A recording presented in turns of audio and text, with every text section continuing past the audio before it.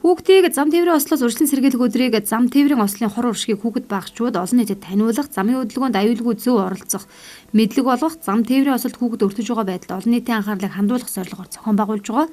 За замын хөдөлгөөний аюулгүй байдлын тухай мэдээллийг хүргэж асран хамгаалагч замын хөдөлгөөнд оролцогчдын үүрэг сахилах хариуцлагыг дээшлүүлэх зорилгоор 3 дахь жилдээ замын цагдаагийн газраас ийхүү зохион байгуулж байгаа юм байна. Хэдийгээр тодорхой үр дүн багч энэ асуудалд анхаарал хандуулахаас өөр арга байхгүй. Бодит жишээ хэлэхэд 2015 онд улсын хэмжээнд зам тээврийн осол 1112 бүртгэгдэж 1143 хүүхэд өртснөөс 54 хүүхэд амь насаа алджээ. Харин энэ оны 3 сарын байдлаар улсын хэмжээнд 8 нийслэлд 1 хүүхэд зам тээврийн ослын улмаас амь насаа алдсан гэсэн мэдээлэлж байна. Яг бодит байдал дээр одоо зам тээврийн осол буурах, хүүхэд холбогдсон осол буурах, за хүүхдийн амнаас одоо эрсдэх байдал нь тоон үзүүлэлтээр буурах байдал харагдахгүй байгаа. Гэхдээ аливаа зам тээврийн осол бол хүн амын нэгтгэрлээ тээврийн тоо дагаад ингээд өсөө явдаг.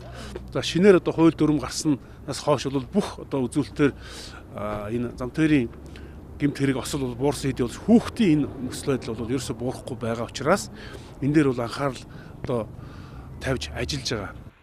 Хүүхдүүд ихэвчлэн гэр сургууль, цэцэрлэг, гэр гэсэн маршрутаар явж байхдаа зам мөн хичээл дарах цуглах цагуудад ихээхэн осолд өртдөг юм байна. Хүүхдүүд болгоомжгүй хөдөлгөөнд оролцох, гарцтай гарамтай газрын гарцгүй гарамгүй хэсгээр зам хөндлөн гарах, зам мөн асран хамгаалагчгүй хөдөлгөөнд оролцох, ойртон ирж байгаа тээврийн хэрэгслийн урдуур гинт гүйх зэрэг байдлаас болж осолд өртдөгөө гэдэг мэргэжлийнхэн хэлж байна. Мөн уран дулааны улиралд хүүхдүүд гадуур зугаалах, дэмий сэлгүүцэх, ундаг дугуй болон дугуйт тэшүүрээр замын ойролцоо тоглож яваад осолдож өртдөг юм байна. Тиймээс томчуудын зүгээс хэдхэн зүйл дээр анхаарал болгоомжтой байж чадвал хүүхдүүдэд тохиолдож байгаа аюул ослыг бууруулах боломжтой гэдгийг албаныхан сануулж байна.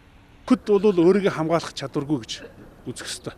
Тэрийг бол томчууд бүгд мэдэх ёстой. Зөвхөн одоо гэрээс нь гарахдаа чи анхааралтай яваарай, боломжтой гэж хэлэх нь бол өөрөө хангалтгүй юм байна. Тэгэхээр цөөхөн хэдэн зүйлийг ягштал биелүүлэхэд бол бид хүүхдүүдэд ямар нэгэн эрсдлээс одоо оруулахгүй байх боломж бүрдэж байгаа. Энэ юу вэ гэхээр тээврээс дотор зөв тээвэрлэе, зориултын судалтай байлгая.